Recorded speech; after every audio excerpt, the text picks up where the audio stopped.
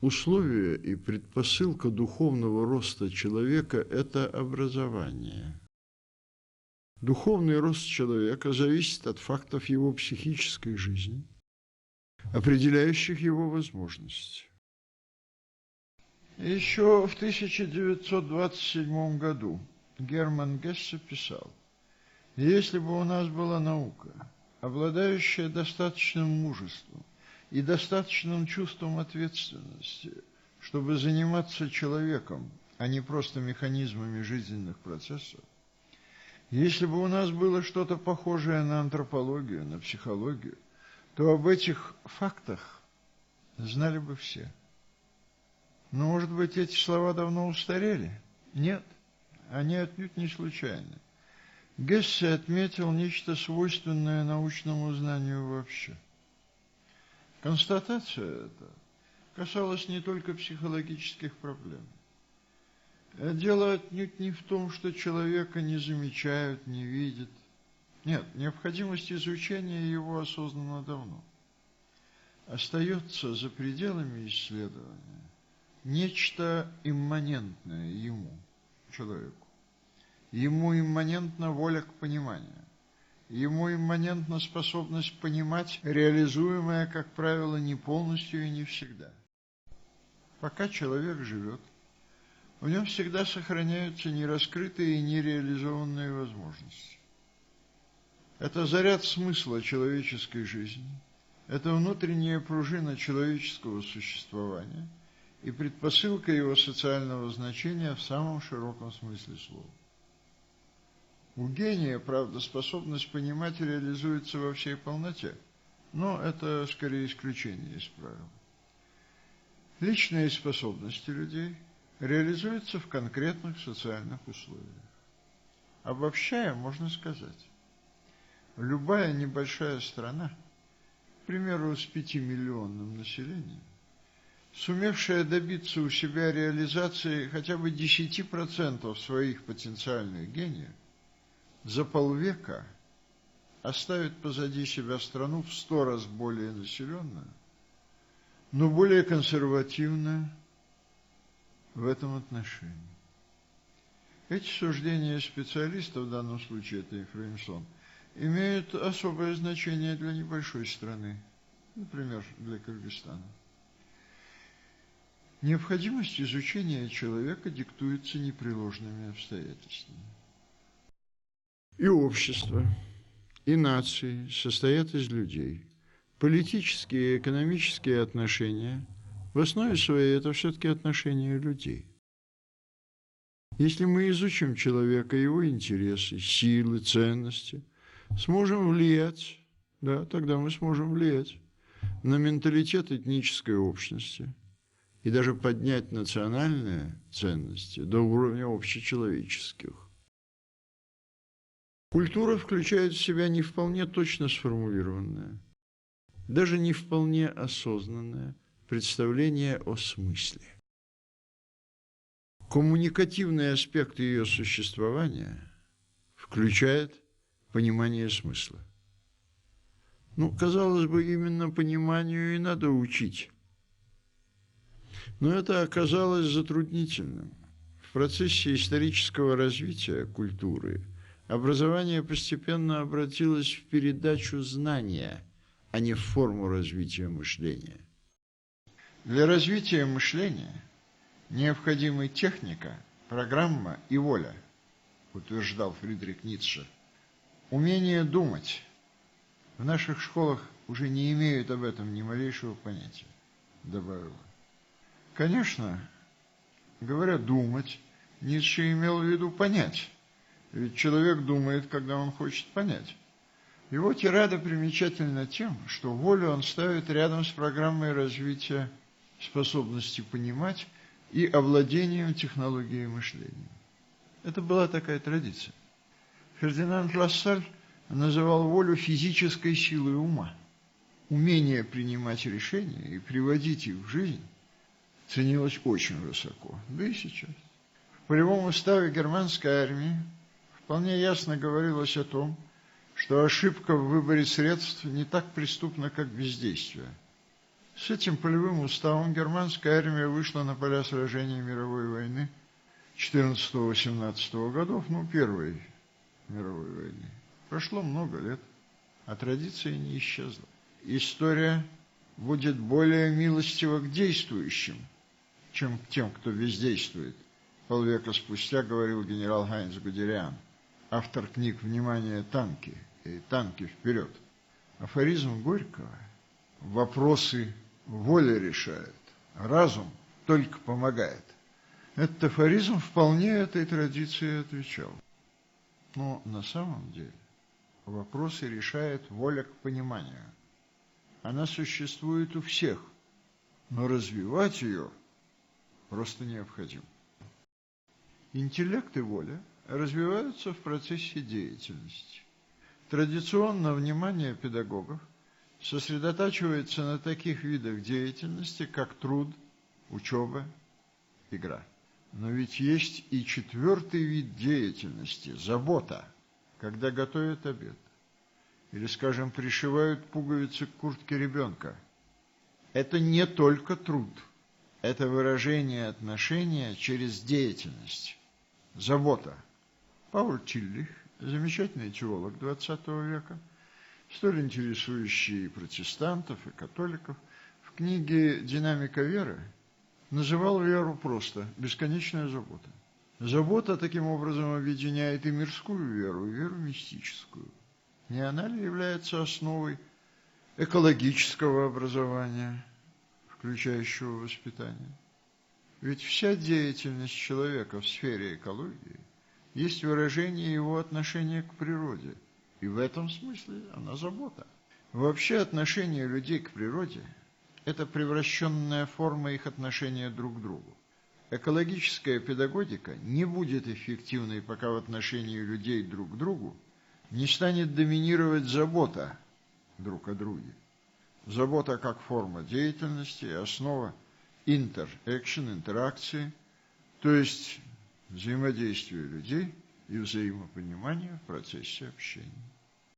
В педагогике всегда скрыто обращение одного человека к другому. И если оно искренне, если оно продиктовано заботой о другом человеке, а не формальным исполнением служебного долга, оно всегда будет иметь положительный результат. В общении всегда присутствует самовыражение того, кто заботится, того, кто общается. Дети это тонко понимают. Психология ребенка характеризуется своеобразным пониманием мира как целого. У детей и подростков очень отчетливо выражено то, что немцы называют «Zollwert» – образ цели. И это именно целостный образ. Они в большинстве своем хотят простых вещей. Уметь понимать, что они читают, говорить на иностранном языке, водить машину, танцевать, метко стрелять, фотографировать, читать карту, хорошо плавать, торговать, одним словом, делать все, что дает случай и возможность показать себя и образованным, и мужественным, и изящным, и умелым, и ловким. Вот только то, что имеет для юноши или девушки личностный смысл, им, юношам и девушкам, по-настоящему понятно. Понимание в чем-то всегда сродни творчеству. Оно индивидуально, плюрально, поливариантно. Дело в том, что ум не знал сослагательного наклонения, точнее не от сил физических, в отличие от сил физических.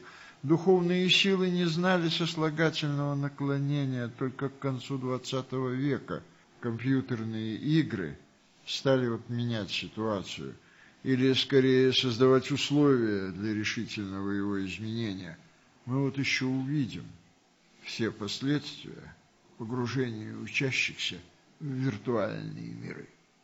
Пересказ глупым человеком того, что говорит умный, никогда не бывает правильным, потому что он бессознательно превращает то, что он слышит, в то, что он может понять. Последнее утверждение составляет так называемый принцип Рассела. И он, этот принцип, относится в равной мере и к тем, кто читает, а не только слушает, и вообще ко всем людям, без различия их умственных способностей, и к умным, и глупым. В процессе пересказа все превращают исходный текст в то, что они в нем поняли. Заметьте, это относится именно к пересказу, а отнюдь не к дословному воспроизведению. Вот почему общепринятым способом проверки эффективности обучения является опрос учащихся. С основанием предполагается, что их рассказ, а точнее пересказ, является свидетельством того, насколько полно и правильно они поняли то, что слышали от учителя или читали в учебнике. К сожалению, этот способ проверки знаний, насчитывающий не менее 2000 лет и составляющий важнейшую часть школьной субкультуры Запада и Востока, отнюдь не является оптимальным. Дело в том, что преподаватели, это относится в полной мере и к высшей школе, имеют слабость считать наиболее правильным именно дословный пересказ того, что они сообщали учащимся. Естественным следствием этого является заучивание текстов.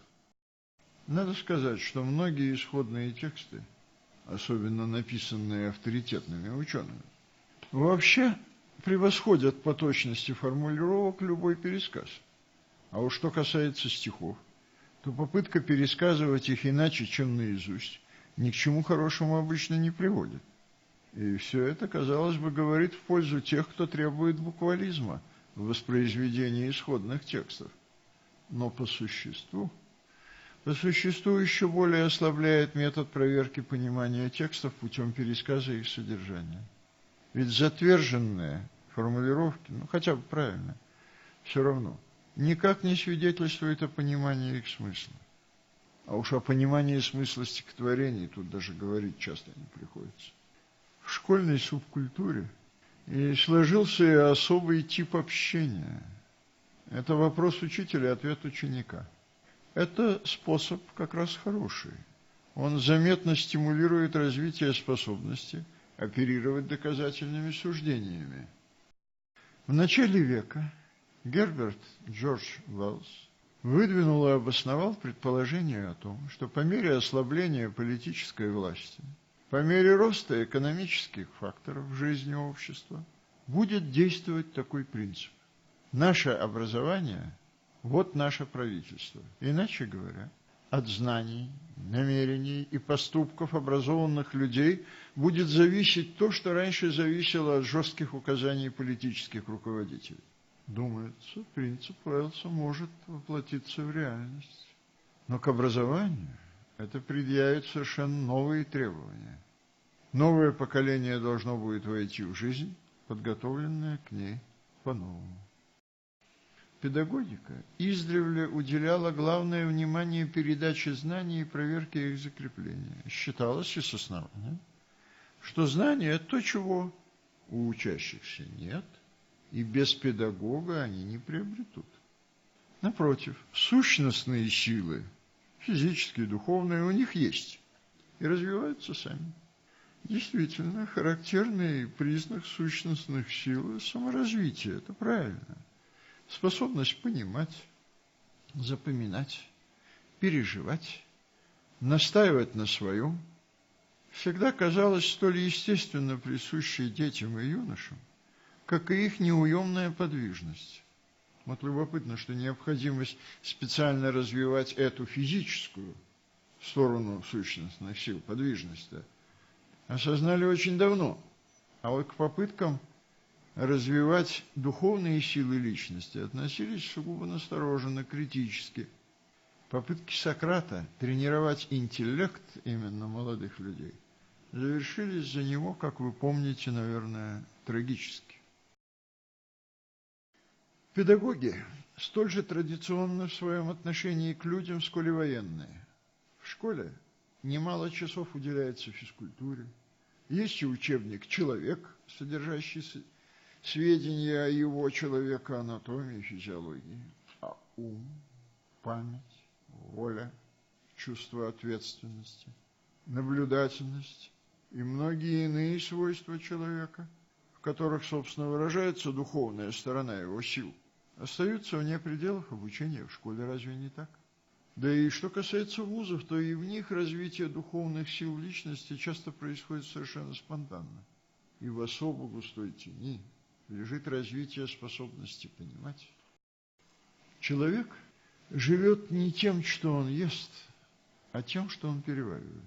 Образование – это не то, чему человека учили, а то, что он в этом понял. Если ясно сориентировать образовательный процесс именно на понимание, а не на запоминание материала, то эффективность образования вырастет резко и намного. Для этого, однако, необходимо решительное изменение способа учения. Понимание текстов, учебных, научных, политических, литературных, понимание других людей, в первую очередь, понимание представителей другой культуры, сейчас это очень важно. И, наконец, понимание самого себя. Вот чему следует учить. А можно ли этому научить? Возможно ли это? Это возможно. Но трудности при этом возникающие весьма велики. Связаны они с тем, что нет реально учебных курсов, специально развивающих способность понимать. Хотя необходимость в педагогике понимания осознана давно. Существует кризис образования. Он носит всеобщий характер.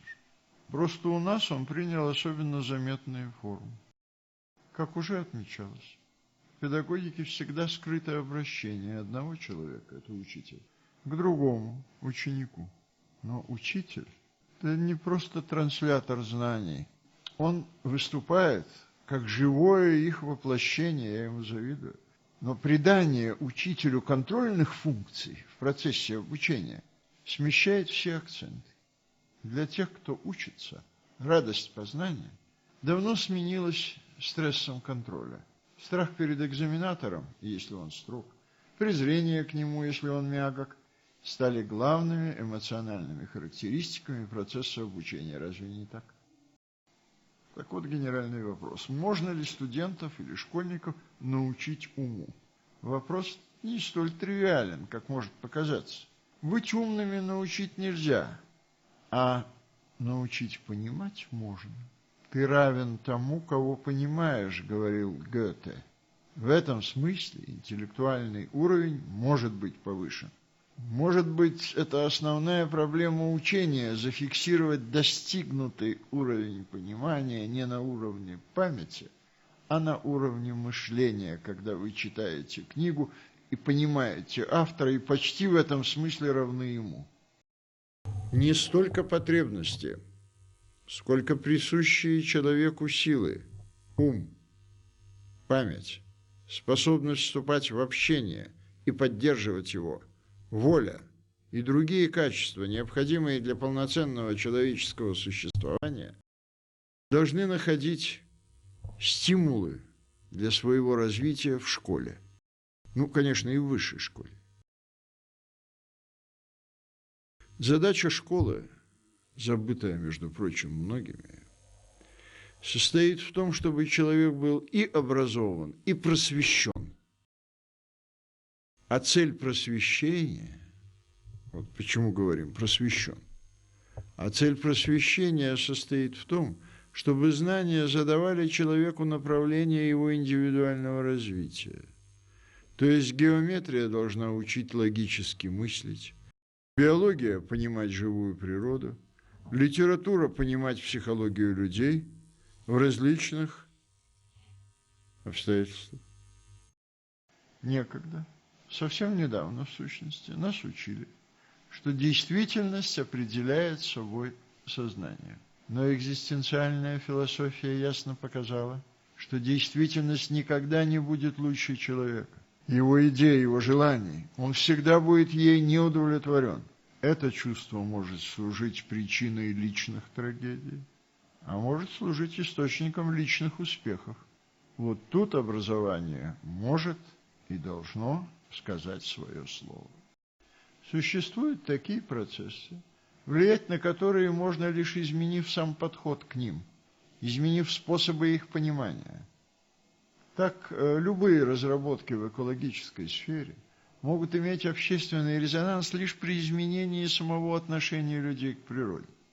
Равным образом, исследования в сфере экономики могут повлиять на общество только через изменение образа мыслей тех, кто непосредственно занимается промышленностью и коммерцией, и, наконец, на мышление ученых, влияет не столько открытие новых фактов, сколько распространение нового взгляда на уже известные факты. Именно такой взгляд и может возникнуть в результате углубленного понимания самих фактов.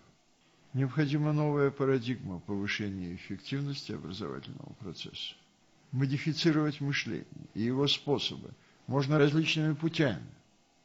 Я приведу вам такие примеры. Обращаясь к исторической и мемуарной литературе, обращаясь к уже исторически сложившимся способам модификации мышления, которые сохранились у нас в коллективном бессознательном. Ну и, наконец, это дело ученых, путем разработки экспериментальных способов совершенствования понимания. Сознание не терпит пустоты. Это правильно в том смысле, что существует и обостряется потребность в новом понимании человека и его задач. Когда американские публицисты говорят, что знания стали подменять ум, экспертиза – мудрость, то здесь описывается ситуация, которая имеет просто глобальное распространение.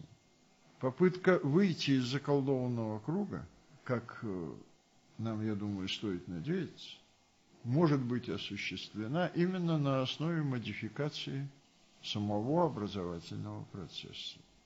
Вот понимание. Понимание как процесс есть нечто ускользающее от рефлексии, нечто непосредственно переживаемое. Но это понимание как процесс, а понимание как результат – это, конечно же, заметное, не ускользающее. Психологи называют понимание продуктивно-личностным процессом. Результатом, продуктом этого процесса является нечто для личности новое. Что это значит личностно новое? Вот другие могут это не знать, другие могут это знать, но вы это раньше не знали. Теперь узнали, поняли. Человек, который способен запоминать, а не понимать, не творческий человек. Он будет оперировать штампами. В то же время противопоставление запоминания и понимания, я сразу хочу это сказать, все-таки условно. Во-первых, существуют тексты, смысл которых неотделим от точного их воспроизведения. Поэзия. Во-вторых, есть тексты, которые именно запоминания и требуют. И за примерами недалеко ходить. Без таких текстов ни история, ни география обойтись просто не может. В-третьих, имеются тексты, в которых, так сказать, заложено разнообразие вариантов их понимания. Вот художественно-литературные тексты именно таковы. И это вызывает особые трудности в процессе их преподавания, ибо обучение по самой сути своей тяготеет к нормативности, к определению тех конкретных рубежей, которые намечает педагог, который должен достичь учащийся. Но при обучении эти рубежи более всего определимы в содержании, то есть в том, что непосредственно в тексте сказано. Но вот содержание и смысл совпадают не всегда, не полностью и не всегда. Подлинное понимание текста – это всегда выход за пределы того, что в нем непосредственно сказано. Функция светильника в том и состоит, что свет выходит за стенки лампы.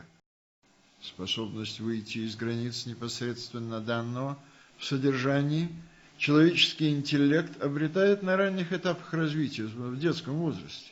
Эту способность можно и должно развивать. Педагогика издавна и с успехом обращается к басне, к тексту, в котором выделен и объявлен смысл, концепт. Баснописцы именуют его моралью, и ученики отлично улавливают, как расслоены в басне содержание и смысл. Содержание – про зверей, а смысл – про людей. И вот здесь начинается неожиданное, баснописцам непредусмотренное. Дети не выражают полного согласия с моралью басни. Они очень хорошо, точно передают их содержание, это факт запоминания, но зато различаются в передаче и трактовке общего смысла. Даже забывают мораль, вот заметно. Это уже факт понимания. Сверх того, важнейшим условием понимания является запоминание необходимой, предварительно необходимой для понимания содержания текста информации. Учение – это общение. Понимание есть фундаментальный феномен общения. Общение само по себе есть уже способ и условия социального развития личности. Поэтому учение есть и просвещение, возникающее, как вам сказать, как результат взаимовлияния того, кто учит, и того, кто учится. И это взаимовлияние, какую основу должно иметь? Взаимное понимание. Это первая стратегия понимания. Вторая непосредственно связана со сборкой. Я вам уже говорил, мне кажется, на эту тему. Но я приведу любопытный пример того, как осознает эту операцию сборки студент. Вот он уже стал врачом и рассказывает. Однажды я забежал на какую-то лекцию, наверное, только чтобы подписать зачетку, и услышал слова профессора. Если врач знает, как выглядит глаз больного, как выглядит его кожа, его язык, то ему должно быть понятно, чем человек болен. Мне это понравилось. Я подумал, что болезнь человека похожа на рассыпную мозаику. Если правильно такую мозаику собрать, узнаешь, что у человека внутри. Теперь третья стратегия. Она тоже упоминалась нам в наших лекциях. Это стратегия достройки по образующей. Стратегия, позволяющая выйти на образ. Есть такой стих: «Любого школьника спроси, в ответ: земля вокруг оси, храню в сознании много лет земную ось, которой нет». Которой нет, хотя она немного вбок наклонена. Это именно образ. Он обладает значительной объясняющей силой. Французский ученый Ле Лерне спросил свою дочку, ей было 11 лет, Мишель, что такое земная ось. Это, сказала она, прямая линия, соединяющая Северный полюс с Южным, ответила она уверенно. А что такое Северный и Южный полюс? Это точки, не правда ли? Да, это точки, где земная ось выходит на поверхность. Не правда ли, говорит Леонне, тут удачный повод дать урок логике, пользуясь географическим в сущности вопросом? Ведь нельзя ничего доказать, определяя одно понятие с помощью другого. Если это последнее опять определяется с помощью первого.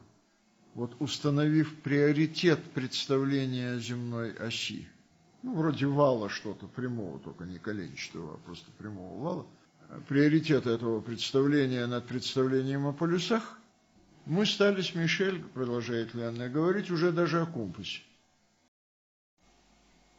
Четвертая и основная стратегия – это стратегия сравнения. Желательно сравнение настоящего не с прошлым, а с будущим. Вообще сравнения раскрывают смысл, зачем они и нужны. Так сознание устроено. Направление выявляется, когда мы имеем пеленг. Надо знать точки, относительно которых происходит движение. Более того, направление становится заметным, зримым, благодаря сравнению, если оно скрыто от глаз, если оно носит сущностный характер, если смысл – это внутреннее направление. Осип Мандельштам говорит, что сравнение Данте никогда не бывают описательными, то есть чисто изобразительны. Они всегда преследуют задачу дать внутренний образ структуры или тяги. Структуры или тяги – это сочетание не случайно. Что это значит? Внутренний образ структуры или тяги. Предмет понимания раскрывается перед субъектом понимания как предмет осмысленный. Он не просто существует. Его существование – направленный процесс. В самой структуре предмета эта направленность скрыта. Существование как бы протягивается из прошлого в будущее, из настоящего в будущее. Стратегия позволяет сравнивать настоящее не с прошлым, а с будущим. Видение природных явлений становится метафорическим, то есть основанным на сравнении.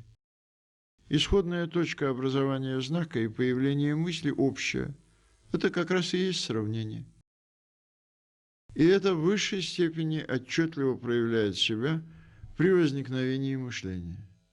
Во многом взгляд на природу остался метафорическим, и в этом качестве ее понимание представляет немалый интерес. Вот пример сейчас. Крупные красивые птицы, пишет Тургенев. Их всего было 13, летели треугольником, резко и редко, махая выпуклыми крыльями. Туго вытянув голову и ноги, круто выставив грудь, они стремились неудержимо и до того быстро, что воздух свистал вокруг.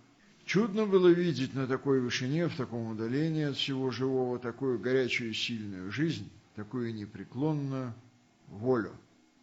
Не переставая победоносно рассекать пространство, журавли изредка перекликались с передовым товарищем, с вожаком, и было что-то гордое, важное, что-то несокрушимо самоуверенное в этих громких возгласах, в этом подоблачном разговоре. «Мы долетим, небось, хоть и трудно», — казалось, говорили они, ободряя друг друга. И тут мне пришло в голову, что таких людей, каковы были эти птицы, в России, где в России, в целом свете, немного, пример не единичен. Можно сотнями приводить. В этом случае пример же постепенно обращается в доказательство. Это легко показать. Вот те же перелетные птицы, взятые в масштабах более широких, нежели один конкретный вид. Эти птицы, говорит Осаргин, в странах южных не поют, не веселятся, не любят и не гнездятся, кроме немногих космополитов, изменяющих родине. Но не думайте, что это написано где-нибудь там в 49-м году. Нет, в Париже, в эмиграции. Да и не обязательно перелетные птицы основа для сравнения. Вот возьмите у Булата Акуджавы. Доносится ветер с полей, и филин рыдает, как Вертер, над серенькой мышкой своей. Уже он не первую губит, не первые стоны слышны. Он плоть их невинную любит, а души ему не нужны. Постепенно метафорическое видение природы становится доминирующим. Упомянув, что Франсис Жан оправдывал и голубя, и коршуна, Илья Эренбург вынужден был добавить: «Я говорю сейчас о птицах, а не о классах общества». Метафора объемлет мир и человечество. Тайна звезды в тяготении, тайна земли в ее тяжести, почвы в ее плодородии, семени в прорастании. Мужчины в том, что он сеет, женщина, что она почва. Как уже вы заметили, вопрос об исходной точке метафоры, вопрос о внешнем сходстве, здесь поиллюминирован. Оно, конечно, существует, это сходство. О нем вот Сергей Довлатов пишет, что верблюд был похож на моего учителя химии уссурийский, тигр был копией Сталина, орангутанг выглядел стареющим актером, за плечами которого бурная жизнь. Но метафорическое видение мира и соответствующее его понимание современные психологи считают началом его творческого познания и преобразования.